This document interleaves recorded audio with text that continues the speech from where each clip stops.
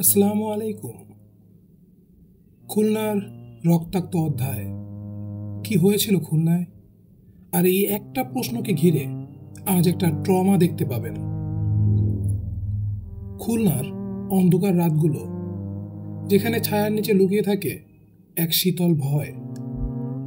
আজ আমি আপনাদের শোনাবো এমন এক সত্য ঘটনা যা শুনলে হয়তো আপনি সারা জীবন ভুলতে পারবেন না।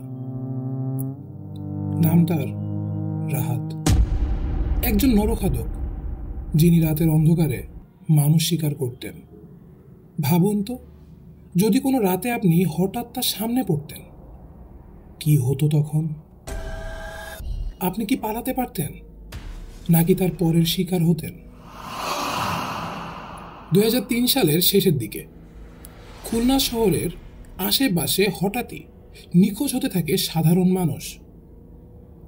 প্রথমে ভাবা হয়েছিল হয়তো পালিয়ে গেছে বা দুর্ঘটনা ঘটেছে, কিন্তু কয়েক মাস পর এক গুদাম ঘরে পাওয়া যায় মানুষের হাড়গোড়, যা দেখে পুলিশ হতবাক হয়ে যায়। আপনি কি কল্পনা করতে পারেন, একদিন কেউ আপনার আপন জনের নিখোঁজ হওয়ার খবর দিয়ে বলে তার হাড়গোড়ই শেষ প্রমাণ? তদন্ত শুরু হতেই উঠে আসে এক নাম, রাহাত হোসেন। একজন একলা অদ্ভুত মানুষ, যাকে সবাই এড়িয়ে চলত। রাহাত শুধু মানুষ হত্যা করত না, সে তাদের মাংস খেত। তার নোটবুকে ছিল শিকারদের তালিকা, প্রতিটি নামের পাশে লেখা আজকের ডিনার সফল। পুলিশ পেয়েছিল অস্থি, চামড়ার টুকরো এবং দাঁত।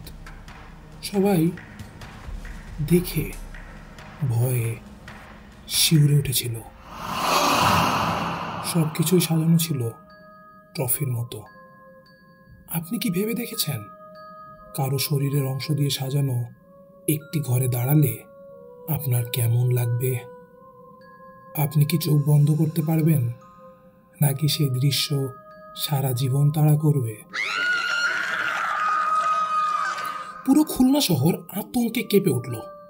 মানুষ রাতে বের হতে ভয় পেতে লাগলো। পুলিশ দিন রাত অভিযান চালায়।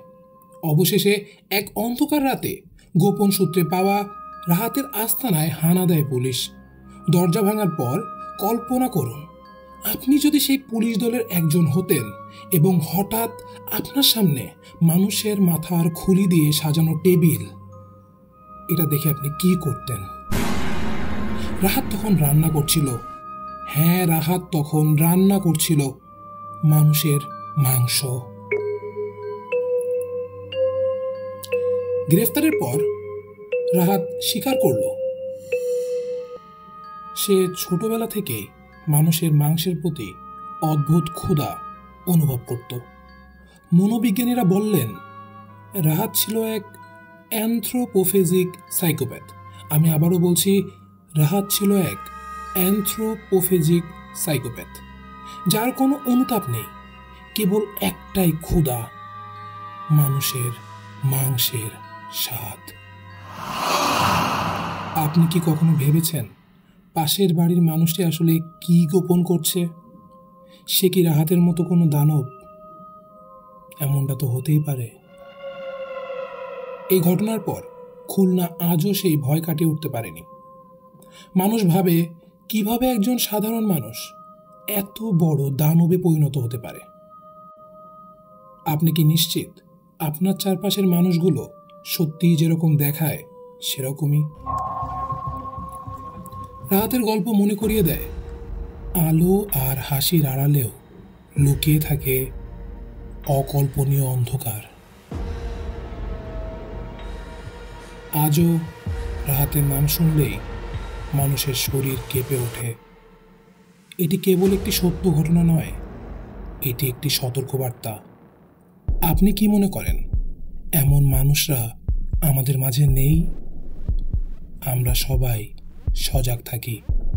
আমি ছিলাম। ভয়কে জানুন। আল্লাহ হাফেজ।